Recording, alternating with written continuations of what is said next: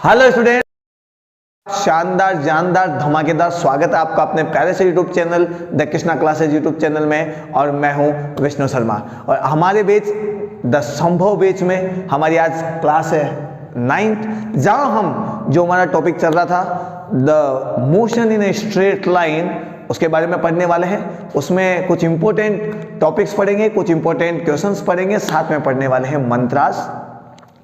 पिछले कुछ दिनों से हम 3-4 क्लास हो गई होगी जहाँ से हम मोशन इन स्ट्रेट लाइन ही पढ़ रहे हैं और उसी के बारे में स्पेशल कॉन्सेप्ट पढ़ रहे हैं, फॉर्मूलाज पढ़ रहे हैं।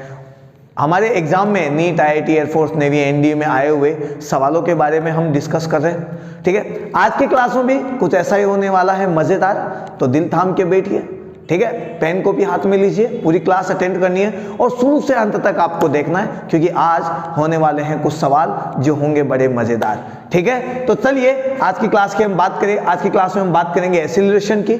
आज टोटली हम एक्सीलरेशन, एवरेज वैल्यू और इंस्टेंटेनियस वैल्यू यानी तात्क्षणिक मान, औसत मान, त्वरण और त्वरण से रिलेटेड जितनी भी सब चीजें हैं उन सब के बारे में पढ़ लेंगे। तो सबसे पहले हम पढ़ेंगे एक्सीलरेशन होता क्या है, त्वरण क्या होता है, एवरेज वैल्यू क्या होती है, इंस्टेंटेनियस वैल्यू क्या होती है, और उसके बाद में हम करने वाले हैं मोस्ट इंपॉर्टेंट क्वेश्चंस पर डिस्कस, और साथ ही साथ में हम पढ़ने वाले हैं मंत्रास। मंत्रास वो स्पेशल कॉन्सेप्ट जो हमारे सवालों को करने के तरीके को आसान बनाता है, हमें इतना परफेक्ट बनाता है कि हम चुटकियों में सवाल सॉल्व कर सके, हमारे कॉन्फिडेंस लेवल को बढ़ाता है। बट मंत्रास को यूज करने से पहले, उनके बारे में उनकी ताकत समझने से पहले आपको तपस्या करनी पड़ेगी, तब जाकर आप सिद्ध पुरुष बनेंगे। फिर एक मंत्र लगाओ, सवाल सॉल्व। आ गई मेरी बात समझ में? तो दोस्तों चलिए बात करते हैं आज हमारे टॉपिक पर। ठीक है, देखिए भाई, हम पहले वेलोसिटी के बारे में पढ़ चुके हैं और एवरेज वैल्यू, इंस्टेंटेनियस वैल्यू के बारे में पढ़ चुके हैं। तो आज मुझे नहीं लगता आपको डेफिनेशन बताने की जरूरत पड़ेगी, तो आज मैं केवल आपको समझाऊंगा। ठीक है, डेफिनेशन वापस लिखकर फालतू टाइम वेस्ट नहीं करूंगा मैं आपका भी। ठीक है, बट जिन स्टूडेंट्स की पहली क्लास है या जिन्होंने प्रीवियस क्लास मिस की है, वो पहले पुराने वीडियोस देखे, स्टेप बाय स्टेप आगे आए। यदि आप कुछ भी स्किप करेंगे तो ऐसा समझ लीजिए फिजिक्स का एक अच्छा पोर्शन आपका स्किप हो गया है, और एक बार यदि स्किप हो गया तो उसके बाद में आप अपनी पकड़ मजबूत नहीं बना सकते। ठीक है, चलिए भाई, एक्सीलरेशन क्या होता है? एक्सीलरेशन, त्वरण, देखो सिंपल सी बात है, rate of change of velocity, rate of change of velocity, यही डेफिनेशन दी रहती है। वेग में परिवर्तन की दर, ये लो, वेग में परिवर्तन की दर या rate of change of velocity क्या कहलाता है? त्वरण कहलाता है, एक्सीलरेशन कहलाता है। सभी स्टूडेंट्स को पता है, आप जिन टेक्स्ट बुक से तैयारी कर रहे हैं वहां पे ये सब डेफिनेशन आपको मिलेगी। और एक्सीलरेशन को हम लिखते हैं ए से। ए बराबर होता है चेंज इन वेलोसिटी, वेग में परिवर्तन, मैं सभी फॉर्मूलाज को यहां पर लिख देता हूं, और समय में परिवर्तन, चेंज इन टाइम। कई बुक्स में आपको मिलेगा टाइम इंटरवल, भाई वो टाइम इंटरवल कौन सा है, वो समय अंतराल कौन सा है जिसमें वेग बदला है। ठीक है, यहां लिख देता हूं मैं समय में परिवर्तन। तो मान लीजिए आप चल रहे हैं, या मैं एक गाड़ी बना देता हूं, ये गाड़ी ऐसे करके, ये गाड़ी बना दी मैंने इधर ऐसे करके। ठीक है, ये गाड़ी है, ये गाड़ी अपनी इनिशियल वेलोसिटी u से चलती है। ठीक है, अपना प्रारंभिक वेग जो है वो u है, और समय में ले लेता हूं t बराबर 0 है, t1 टाइम पर ले लेता हूं। ठीक है, ये दोनों इसकी इनिशियल कंडीशन।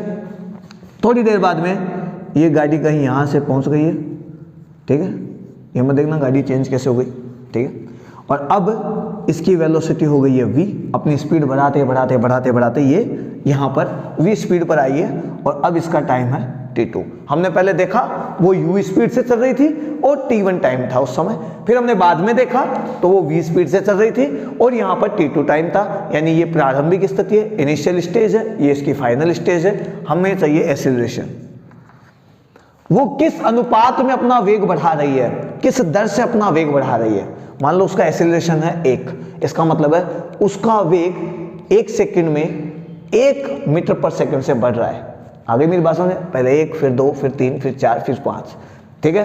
तो वहां पर एक्सीलरेशन कांस्टेंट बोला जाएगा। अभी आगे बात करेंगे इस बारे में, ठीक है। ठीक है, तो यहां पर हम बात करेंगे तबीयत खराब अभी तक गई नहीं है खांसी।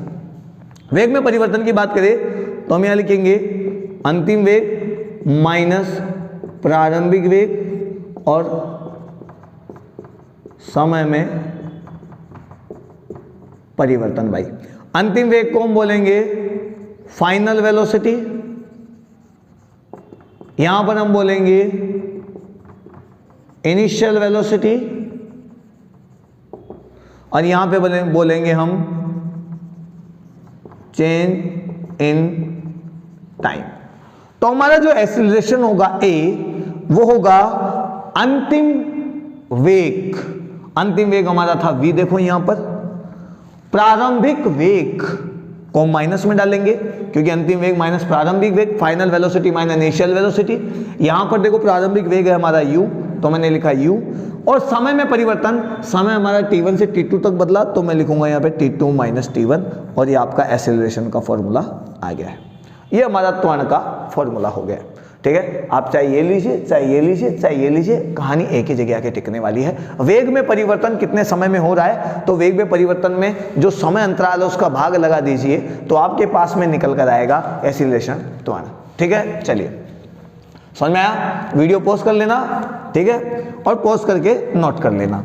मैं आगे की कहानी को फटाक से इसमें लेता हूं क्योंकि आगे ही बहुत कुछ होने वाला है, ठीक है। चलिए भाई,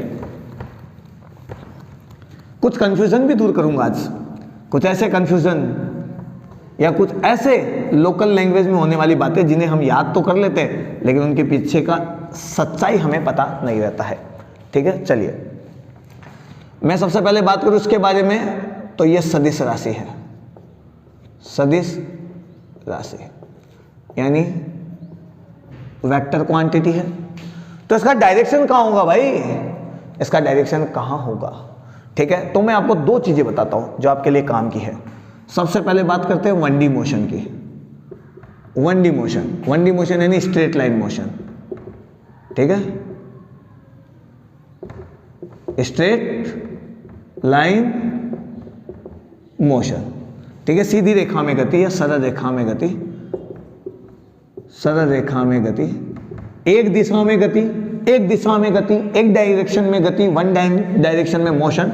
तो यदि आप 1D मोशन की बात करेंगे तो एक का डायरेक्शन हमेशा चेंज इन वेलोसिटी में के साइड में रहेगा, चेंज इन वेलोसिटी, वेग में परिवर्तन कह सकते हैं आप।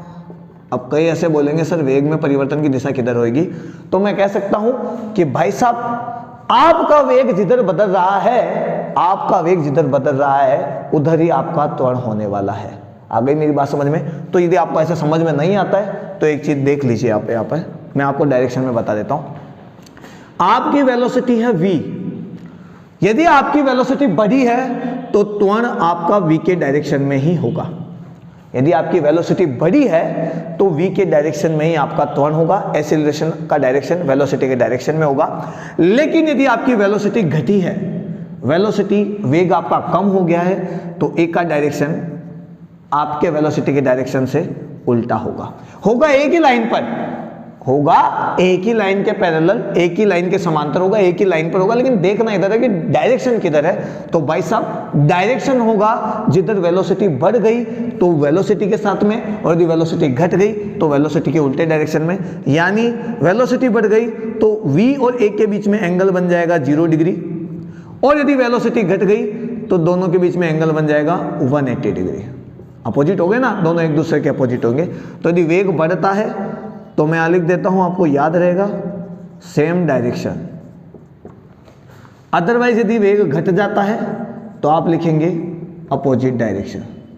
अभी मैं कुछ और चीज़ें भी बताने वाला हूँ, आज बहुत कुछ होने वाला है इस क्लास में, ठीक है। सेम डायरेक्शन और अपोजिट डायरेक्शन, आ गई मेरी बात समझ में? ठीक है भाई। लेकिन यदि 2D मोशन की बात की जाए, 2D मोशन dv में गति, ठीक है, जैसे आपका हुआ सर्कुलर मोशन, रोटेशनल मोशन, या फिर आप समझ लीजिए प्रोजेक्टाइल मोशन,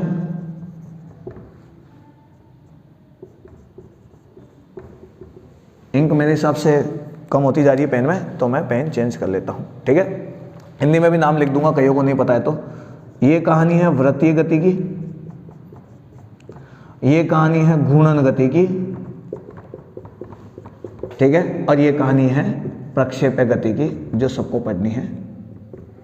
तो यदि इन मोशन की बात की जाए, इन गतियों की बात की जाए, तो यहां पर एंगल कुछ भी हो सकता है, तो एंगल का डायरेक्शन फिक्स नहीं है। देखो यहां फिक्स है, या तो सेम डायरेक्शन या अपोजिट डायरेक्शन, यहां कुछ फिक्स नहीं है, तो एंगल चेंज होगा आपका।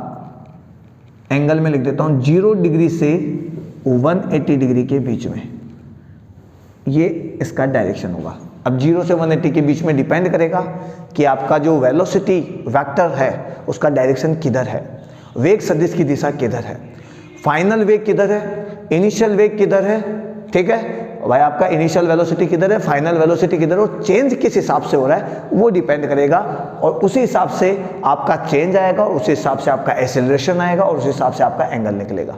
आगे मेरी बात समझे? इस बारे में हम बात करेंगे जब हम 2D मोशन पढ़ेंगे, तो आज नहीं बात करेंगे। बट मैंने आपको कहा ना, बहुत सारे स्टूडेंट्स को जो बात पता नहीं है, इसलिए मैं बता देता हूं। यदि आप लीनियर मोशन करते हैं, एक डायरेक्शन में मोशन करते हैं, 1 डायमेंशनल मोशन करते हैं, आप स्ट्रेट लाइन मोशन करते हैं, किसी एक दिशा में गति करते हैं, जैसे मैं चल रहा हूं भाई, तो एक दिशा में तो गति हुई, तो इस हिसाब से यदि मेरा वेग बढ़ेगा तो एक्सीलरेशन का डायरेक्शन मेरे वेग की दिशा में होएगा, और यदि मेरा वेग घटेगा, वेलोसिटी कम होएगी, तो एक्सीलरेशन का डायरेक्शन मेरे वेलोसिटी के डायरेक्शन से अपोजिट होएगा, ठीक है। आ गई मेरी बात समझे? तो जो लगेगा वो एक लाइन पर लगेगा, या तो एंगल 0 बन सकता है या 180 बन सकता है, ठीक है। एक डायरेक्शन में और लिख देता हूं, जो यहां पर इसकी जरूरत पड़ जाती है, कई बार पूछा जा सकता है। एक्सीलरेशन का डायरेक्शन हमेशा होता है ऑलवेज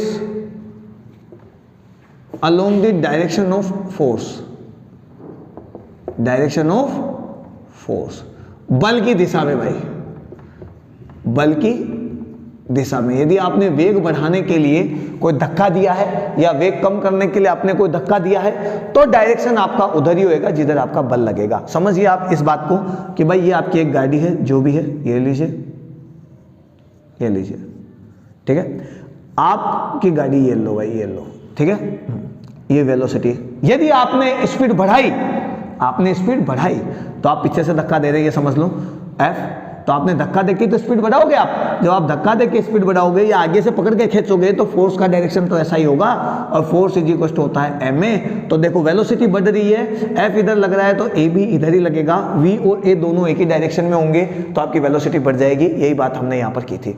लेकिन यदि आप वेलोसिटी को कम कर रहे हैं, यानी आप पीछे से इसको इधर खींच रहे हैं, या फिर सामने से इसको धक्का दे रहे हैं, तो देखो यहाँ पर वेलोसिटी कम हो रही है, और फोर्स अपोजिट में लग रहा है। जिधर फोर्स लगेगा उधर ही आपका एक्सीलरेशन भी लगेगा, यानी वेलोसिटी और एक्सीलरेशन अपोजिट डायरेक्शन में हो जाएंगे, और जब ये अपोजिट डायरेक्शन में होंगे तो आपकी वेलोसिटी कम हो जाएगी, वेग कम हो जाएगा।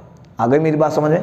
इसीलिए मैंने आपको बताया कि भाई इनका डायरेक्शन किस हिसाब से लेना है। 2D मोशन में डायरेक्शन बदलेगा, 0 से 180 के बीच में कुछ भी हो सकता है, बट जब आपकी लीनियर मोशन होगी इन स्ट्रेट लाइन, तो स्ट्रेट लाइन में आप बात करेंगे, यदि वेलोसिटी बढ़ गई तो सेम डायरेक्शन, वेलोसिटी घट गई तो अपोजिट डायरेक्शन, बस लगेगा केवल एक ही लाइन पर। भाई इधर वेग है, तो या तो ए इस लाइन पर इधर लगेगा, या इस लाइन पर इधर लगेगा। वेलोसिटी बढ़ गई, मान लो ये v है आपका, इधर वेग है, मैं यहाँ लिख देता हूँ वेग, देखो ये वेलोसिटी का डायरेक्शन है इधर है, तो भाई साहब आपका जो एक्सीलरेशन का डायरेक्शन होगा वो आप पे डिपेंड करेगा कि आपको स्पीड बढ़ानी है या घटानी है। बढ़ानी है तो एक्सीलरेशन का डायरेक्शन भी इधर होगा, ठीक है, और यदि आपको स्पीड घटानी है तो एक्सीलरेशन का डायरेक्शन इसके अपोजिट होगा। आगे मेरी बात समझ में? चलिए भाई, ठीक है, थोड़ा सा आगे और एक बात करते हैं।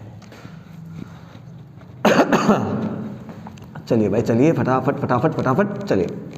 डायरेक्शन समझ में आया? ऑब्जेक्टिव सवालों में पूछा जाता है और हम भूल जाते हैं, हमें तो यही लगता है बढ़ेगी और घटेगी।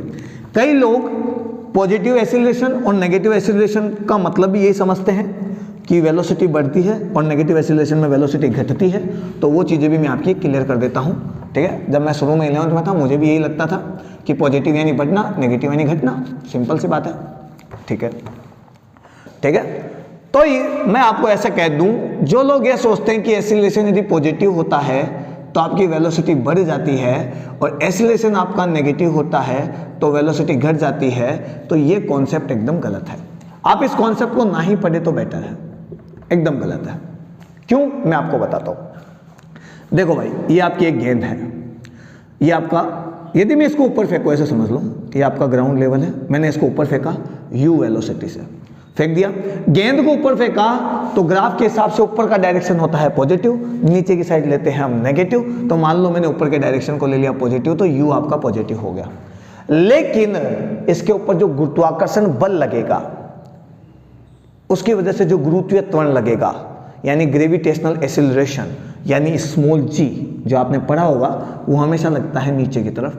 तो ये तो आपका हो गया नेगेटिव। आगे मेरी बात समझ में? अब थोड़ा सा ध्यान देना, जब ये ऊपर जाएगी तो इसकी वेलोसिटी धीरे धीरे धीरे धीरे कम होगी और एक जगह जाके ये रुक जाएगी, जहाँ इसका अंतिम वेग हो जाएगा 0 और वो इसकी मैक्सिमम हाइट हो जाएगी। तो मैक्सिमम हाइट को मैं h से लिख देता हूँ, ठीक है। तो कई स्टूडेंट कहेंगे कि सर आपने तो वही बता दिया, गलत बोल के फिर वही बता दिया। जी यहाँ पर नेगेटिव है और स्पीड धीरे धीरे कम होती जा रही है, तो ए यहाँ पर नेगेटिव है, स्पीड धीरे धीरे कम होती जा रही है, सही तो पढ़ा है हमने। लेकिन भाई अभी कहानी बाकी है, पिक्चर अभी बाकी है मेरे दोस्त। तो केवल देखकर अनुमान मत लगाओ, अभी समझो, हर राज की बात को समझो, क्या राज है इसके पीछे, मैं क्यों ये सिंपल सा सवाल लेकर आया हूं। अब बॉल आपके ऊपर तो पहुंच गई, अब बॉल ऊपर से नीचे भी तो गिरेगी। ये लो भाई, ये बॉल नीचे गिर रही है और मान लो इसकी स्पीड कुछ और है, u2 स्पीड मान लेता हूं। जी अभी भी नीचे ही लगेगा, लेकिन जब ये ऊपर से नीचे गिरेगी तो अब इसकी स्पीड बढ़ेगी। जी अभी भी नेगेटिव है, तो फिर उस हिसाब से तो जी नेगेटिव है तो वेलोसिटी यानी वेग कम होना चाहिए। आपने ये तो समझ लिया कि ऊपर जा रहा है और जी नेगेटिव था तो इसकी वेलोसिटी कम हो रही थी, ये तो हम समझ गए। लेकिन जब ये नीचे आ रहा होता है तब भी तो जी नीचे काम करता है, यानी जी तभी भी नेगेटिव है। और जब जी तब भी नेगेटिव है तो फिर वेलोसिटी बढ़नी नहीं चाहिए, जबकि गेंद जब ऊपर से नीचे आएगी तो वेलोसिटी तो बढ़ रही है। इसका मतलब यह हुआ कि यह कॉन्सेप्ट आधा अधूरा है। तो हमें सीखना है पूरा कॉन्सेप्ट, और पूरा कॉन्सेप्ट यही कहता है कि यदि ए और v सेम डायरेक्शन में हो तो आपकी v बढ़ जाएगी।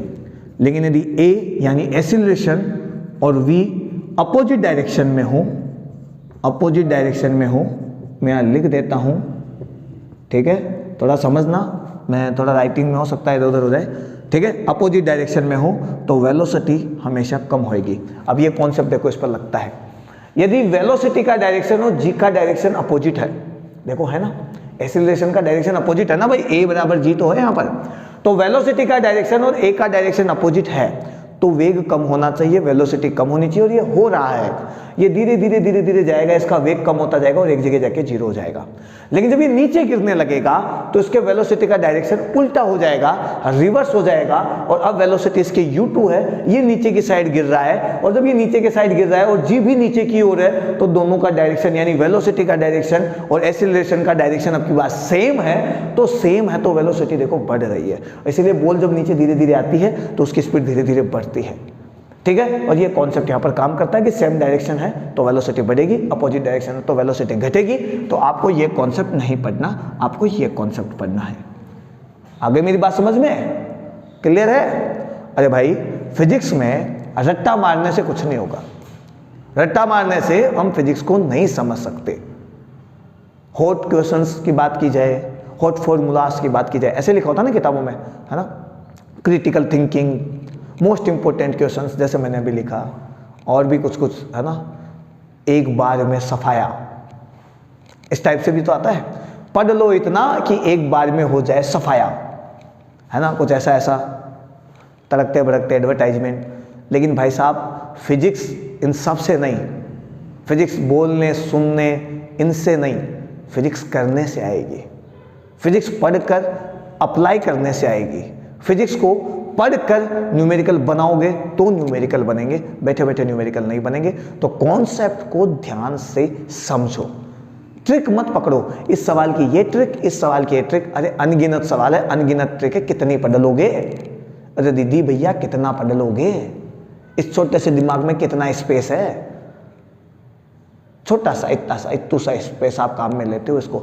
बाकी तो स्पेस आपका बातों में, दोस्तों में, बाबू सोना, लव मैटर्स, गर्लफ्रेंड बॉयफ्रेंड, इन चीज़ों में। इसमें तो दिल दिमाग सब पागल, सब व्यस्त। और फिर कोई किनारे में एक छोटा सा दिमाग का कोना खाली रह जाता है, वहाँ हम फिर इनको ठूसते। तो हमें ट्रिक्स नहीं ठूसनी उस जगह ठूसनी है कॉन्सेप्ट। यदि आपने कॉन्सेप्ट पढ़ लिया तो चुटकियों में सवाल होंगे। अब चुटकियों में सवाल करने हैं तो आपको भाई साहब पढ़ना तो पड़ेगा। आगे मेरी बात समझ में? फील करना पड़ेगा, प्यार करना पड़ेगा सवालों से, प्यार करना पड़ेगा फिजिक्स से, दिल से फील करना पड़ेगा। जैसे बॉयफ्रेंड गर्लफ्रेंड को करता है और गर्लफ्रेंड बॉयफ्रेंड को करता है ना, एकदम ठीक है। जब वो बात नहीं करते दिल टूट जाता है, जग सूना सूना लगता है ना। खाने में मन नहीं लगता, पीने में मन नहीं लगता। अरे भाई उसके चक्कर में क्यों देवदास बने बैठे हो? खाली करो ना यार, वो गई जाने दे, दूसरी आ जाएगी यार। जो प्यार करते हैं तुमसे, सच्चा प्यार, माँ बाप, उनके साइड देखो यार। तुम्हारे पास प्यार करने वाले हैं जो तुम्हें तुम्हारे जिस रूप में तुम हो, जिन आदतों के साथ हो, उन आदतों के साथ तुम्हें प्यार करते हैं। तो उनके लिए करो जो करना है, उनके लिए मेहनत करो, उनके सपने को पूरा करो, जॉब लगो, अपना एम तैयार करो, अपने आप को सेटल करके दिखाओ, उनकी नज़र में अपनी वैल्यू बढ़ा कर दिखाओ। पीछे ही भागना है तो भाई नौकरी के भाग, अपने लक्ष्य के पीछे भाग। इसके अलावा तुम किसी के भी पीछे भागो, दुनिया में भागना पीछे हमेशा गलत ही साबित हुआ है। पीछे मत भागो, पीछे भागना है, जोर लगा के भागना है, अपने लक्ष्य के पीछे भागो, फिर देखो क्या मजा आने वाला है। ठीक है, चलिए भाई आगे बात कर लेते हैं। हमारे पास टाइम कम है, सवाल भी तो लाने हमें और सवाल भी करने हैं। तो आज की कॉन्सेप्ट की क्लास थी, ज़्यादा हो गया तो फिर सवाल अगली क्लास में करेंगे। ठीक है, चलिए अब हम बात करते हैं एवरेज वैल्यू की, यानी औसत मान। सिंपल सी बात है, औसत मान को हम ऐसे लिख सकते हैं, ए एवरेज में आएगा total change in velocity divide by total change in time. और मैं इसको लिख सकता हूं, मान लो मेरे पास टोटल जो चेंज आया है, मैं यहां पे लिख देता हूं average average average average average. यदि टोटल चेंज मेरे पास आया है डेल्टा वी, अरे भाई कुछ भी स्पीड बढ़ती गई, कम होती गई, यू हो गया, फिर वी हो गया, फिर डब्ल्यू हो गया, फिर पी, फिर क्यू, फिर आर, ऐसे स्पीड चेंज होती गई। और एक समय जाकर मैंने इसको बना दिया है, कुछ भी बना दिया, मैंने जेड ले लिया है। और मैंने देखा यहाँ पर T1 टाइम में, यहाँ पर देखा मेरे लास्ट टाइम की बात जब आई तो T2 टाइम पर, और मैंने दोनों के बीच के गैप को मान लिया टोटल चेंज डेल्टा वी। और टोटल टाइम भाई थोड़ा थोड़ा टाइम सब में लगा, लेकिन टोटल टाइम यहाँ से बात करूँ तो T2 माइनस T1 लिखूंगा, जिससे मैं लिखूंगा डेल्टा टी। तो मेरा जो एवरेज वेलोसिटी हो जाएगा वो हो जाएगा total change delta we, total change in time, total change in time हो जाएगा delta T. This is the formula for average acceleration, औसत मान के लिए। ठीक है, चलिए भाई, ठीक है, यहाँ से सवाल बनेंगे, लेकिन आगे बात करते हैं। इसमें जो सवाल ज़्यादा बनते हैं वो बनते हैं इंस्टेंटेनियस वैल्यू के लिए, तात्क्षणिक मान के लिए। ठीक है, तो तात्क्षणिक मान की बात करते हैं। तात्क्षणिक मान हमने कल भी पढ़ा था, इंस्टेंटेनियस वेलोसिटी प्रीवियस क्लास में हमने पढ़ी थी। तो इंस्टेंटेनियस वेलोसिटी की तरह इंस्टेंटेनियस INS, इंस्टेंटेनियस एक्सीलरेशन भी होता है। और इंस्टेंटेनियस का मतलब है acceleration at given instant of time, या फिर कह दूं मैं acceleration at a particular time,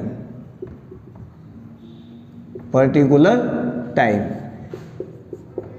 किसी दिए गए निश्चित समय पर त्वरण क्या कहलाएगा? इंस्टेंटेनियस एक्सीलरेशन कहलाएगा, तात्क्षणिक त्वरण कहलाएगा। कैसे बताएंगे हम इस बारे में? देखो, कल भी हमने बात की थी, आज मैं बात कर लेता हूं भाई। ये एक आदमी है,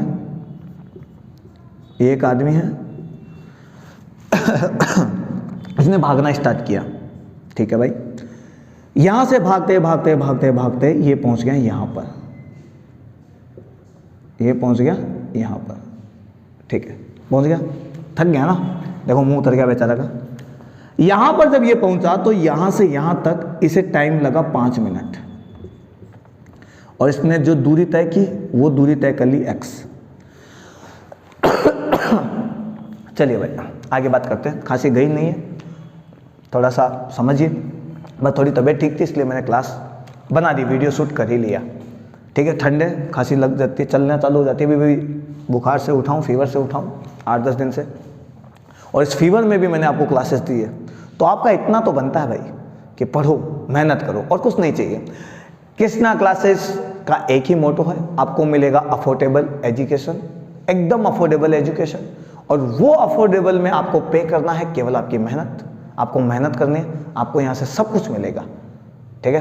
कभी कोई पैसा नहीं लगेगा, कभी कोई चार्ज नहीं लगेगा, कभी पैसे और फाइनेंशियल कंडीशन की वजह से आप अपनी पढ़ाई को नहीं रोकेंगे, लेकिन उसके लिए आपको मेहनत करनी पड़ेगी, समझ गए। बस आपसे हम मेहनत मांगते हैं। अरे तुमसे मेहनत मांगता है भाई, मेहनत, आप मेहनत करिए, अपन आपको देगा, अपन आपको देगा एजुकेशन, आपको चाहिए जो सब देगा, कॉन्सेप्ट देगा, फिजिक्स देगा, आसान बना के देगा फिजिक्स को, लेकिन अपन आपसे मांगता है आपकी मेहनत, ठीक है। चलिए, तो 5 मिनट लगते हैं, तो ये यहां से 11 बजे चला और यहां पर पहुंच गया 11:05। अभी मैं सुनना सर रात को तो मत चला देना आप, ठीक है, भूत की तरह चले। मैंने समझ लिया भाई, ये दिन में 11 बजे चला यहाँ से, और यहाँ 11:05 पे ये पहुंच गया है। और मैं कहूं कि 11:03 पे फिक्स टाइम पे इसका एक्सीलरेशन क्या होगा, इसकी वेलोसिटी क्या होगी। तो फिक्स टाइम पे यदि वेलोसिटी की बात की जाए, वेग की बात की जाए, तो ये तात्क्षणिक वेग है, इंस्टेंटेनियस वेलोसिटी है। लेकिन यदि एक्सीलरेशन की बात की जाए तो ये तात्क्षणिक त्वरण है, इंस्टेंटेनियस एक्सीलरेशन है। Instantaneous velocity, instantaneous acceleration. Instantaneous का नाम जहां पर आ जाए, इंस्टेंटेनियस यानी तात्क्षणिक, यानी तत्काल क्षण, तो किसी भी दिए हुए क्षण की बात चल रही है, किसी दिए हुए पर्टिकुलर टाइम की बात चल रही है। आगे मेरी बात समझ में? ठीक है। जैसे आपने वेलोसिटी के फॉर्मूले लिखे, वैसे एक्सीलरेशन का फॉर्मूला बनेगा, और यहां पर ये बनेगा इंस्टेंटेनियस, INS लिख देता हूं मैं, और ये बनेगा A एवरेज। लेकिन A एवरेज के बराबर तब होएगा जब time approaches to zero, time tends to zero, और आप लिखोगे A equals to limit delta t tends to zero, और यहां पर लिखोगे delta V by delta t. यही होता है ना ए एवरेज। अरे अभी तो पढ़ा था अपन ने, एवरेज यही तो होता है। गलत कर दिया ना अपन ने, गलत कर दिया क्या? एवरेज देखो यहां पर ध्यान से देखो, वही लिखा है हमने यहां पे। ए बराबर, जब आप लिमिट के साथ इसको लिखते हैं तो इसका नया रूप सामने निकल कर आता है, अवकलन समाकलन कैलकुलस के रूप में, ठीक है। कैलकुलस मेथड बोल दीजिए, या डिफरेंशिएशन फॉर्म लिख दीजिए, जिसे हम बोलेंगे dv अपॉन dt। ये लीजिए, ये first order of differentiation of velocity है, ठीक है। चलिए वेलोसिटी का एक बार डिफरेंशिएशन कर दीजिए।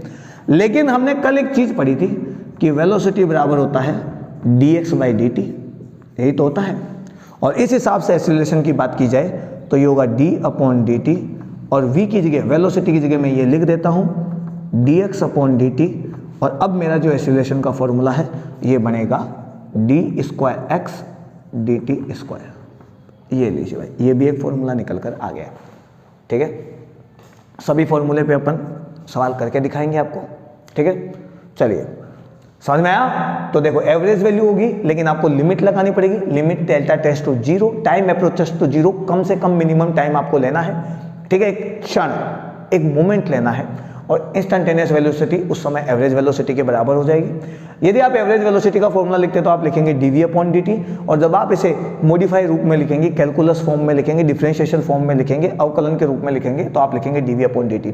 एक ही वर्ड को मैं हिंदी इंग्लिश सब में बोलता हूँ ताकि जिन बच्चों के इंग्लिश कमजोर है, हिंदी मीडियम से है, जिन्हें समझ में नहीं आता उनको समझ में आए, लैंग्वेज उनकी बाधा ना बने। आ गई मेरी बात समझे?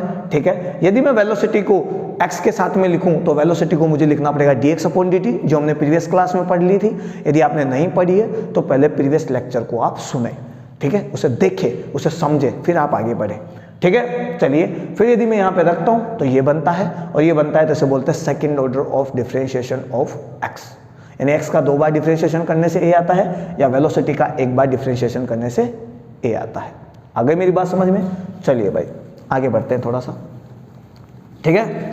1-2 सवाल लेके आते हैं आपके लिए, अच्छा तड़कता भड़कता सवाल, ठीक है। अच्छे अच्छे सवाल लाएंगे, आप भी कहोगे सर क्या सवाल लेके आए हो आज, मज़ा आ गया आज तो मज़ा आ गया भाई, आज तो मज़ा आ गया, आज तो मज़ा आ गया। चलिए भाई,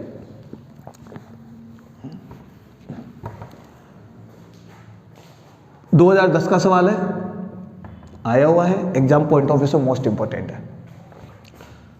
इफ डिस्टेंस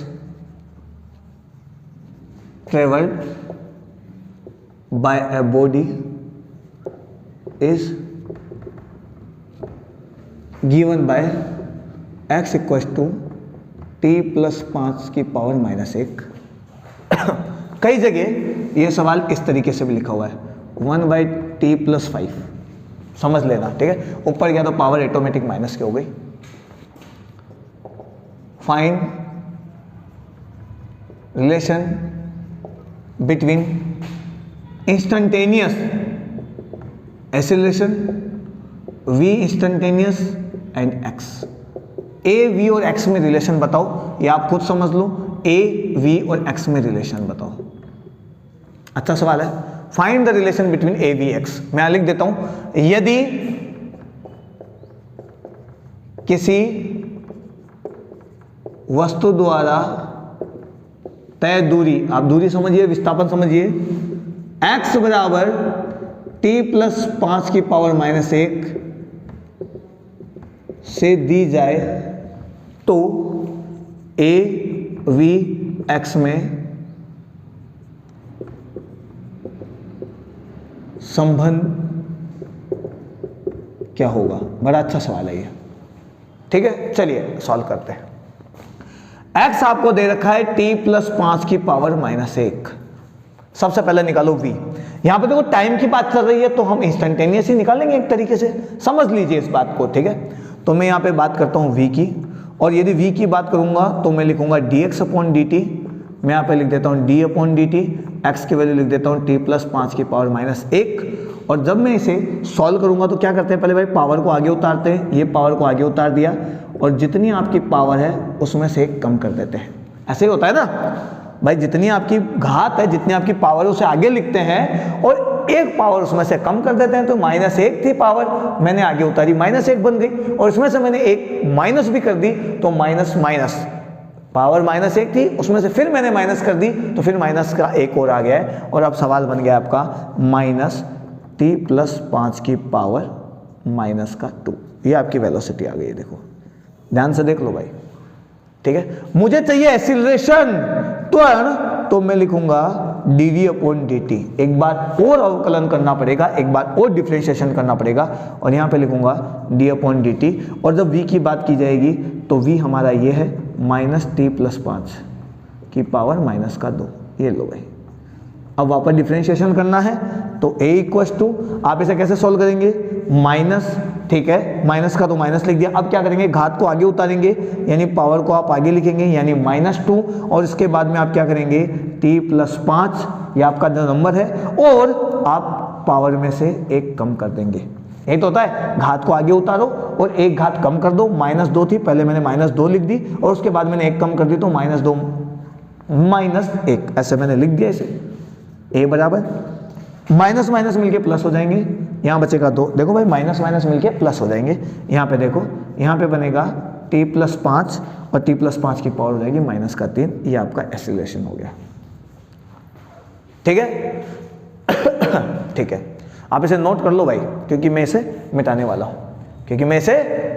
हूँ, यहाँ से सवाल मिटाने वाला हूँ। क्यों? क्योंकि जगह नहीं है। समझ गए यार, हर चीज़ के पीछे कोई कारण नहीं होता है, कभी कभी नेचुरली भी हमें कुछ काम करने पड़ते हैं यार, क्या ऐसे करते हो? ठीक है, आ जाओ भाई, आ जाओ, मज़ा आएगा, क्योंकि सवाल बड़ा खतरनाक सा आया हुआ सवाल है। ठीक है, चलिए आगे बात करते हैं। यदि मैं बात कर रहा था x की, तो x मुझे दिया हुआ था t प्लस 5 की पावर माइनस 1। फिर मैंने v निकाला, जो मेरे पास आया, ये आ गया मेरे पास माइनस t प्लस 5 की पावर माइनस के 2, यही आया ना। और जब मैंने a की बात की तो मेरे पास आया 2 t प्लस 5 की पावर माइनस 3। अब इनके बीच में मुझे रिलेशन निकालना है। सबसे पहले हम यहाँ से बात करते हैं, v से माइनस t प्लस 5 की पावर माइनस का 2, यही तो आ रहा है हमारे। ठीक है भाई, कोई बात नहीं। यदि मैं इसको ऐसे लिखूं, minus t plus 5 minus 1 into 2, तो कोई प्रॉब्लम नहीं है।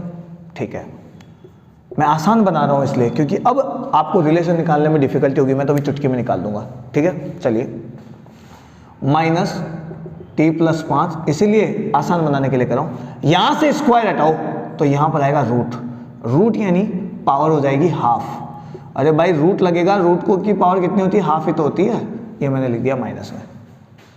सही बात है, चलिए क्लियर है, समझ में आ गया। इसको भी मैं रफ कर देता हूँ। ठीक है, आप इसे लिख लीजिएगा, एक बार समझ लीजिएगा। ठीक है, हम रिलेशन निकाल पाए। बोर्ड में क्या जगह कम है यार, इसलिए थोड़ा सा रहता है। अब अपने पास बजट में नहीं है स्मार्ट बोर्ड, ना ही कुछ स्पेशल टीम्स आपके पास, प्रोजेक्टर नहीं है हमारे पास, कुछ भी नहीं है। हमारे पास है केवल कॉन्सेप्ट, हमारे पास है क्वालिटी, हमारे पास है कंटेंट।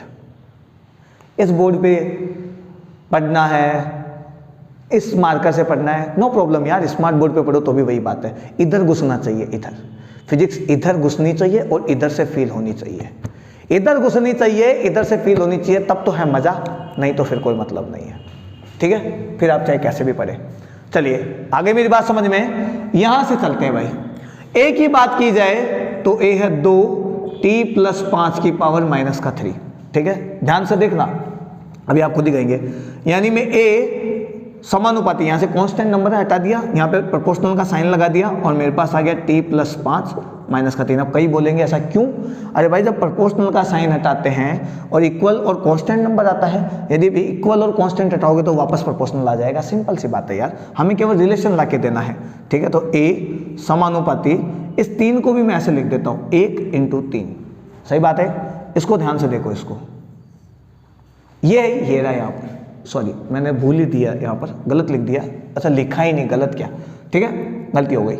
चलिए भाई, तो आप यहाँ ध्यान से देखेंगे तो ये जो वैल्यू है, इस माइनस का तो कोई मतलब है नहीं, समानुपाती में लाना है हमें तो यहाँ पे माइनस का कोई मतलब नहीं है। तो ध्यान से देखो, t प्लस 5 की पावर माइनस 1 v की हाफ पावर होती है। जब मैं यहाँ से t प्लस 5 की माइनस 1 पावर हटाता हूँ तो मुझे यहाँ पे लिखना पड़ेगा v की हाफ पावर, लिख दिया। और यहाँ पे साथ में बाहर आ गया है मल्टीप्लाई में 3, और a समानुपाती हो जाएगा v की पावर 3/2। अरे भाई घात पे घात गुणा होती है, पावर से पावर मल्टीप्लाई होता है, 3 को हाफ से मल्टीप्लाई करोगे पावर बनेगा 3/2। तो a समानुपाती v की पावर 3/2। और देखो इस हिसाब से रिलेशन निकल के आया है।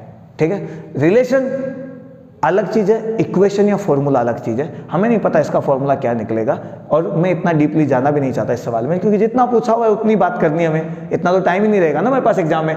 तो मैंने ये 2, ये माइनस, इन सबको मैंने प्रोपोर्शनलिटी के साइन में हटा दिया। फिर भी आपकी इच्छा है, आपको लगता है कि कंफ्यूज हो रहे हैं, तो यहाँ से देखो माइनस हटाओ, इधर माइनस लगाओ, कोई दिक्कत नहीं, क्लियर है। यहाँ माइनस आ जाएगा और फिर माइनस माइनस प्रोपोर्शनलिटी के साइन में हट जाएगा, तो कोई दिक्कत ही नहीं आएगी यार, इसलिए नो प्रॉब्लम। ठीक है, आसानी से सवाल फटाफट सॉल्व कर लीजिए।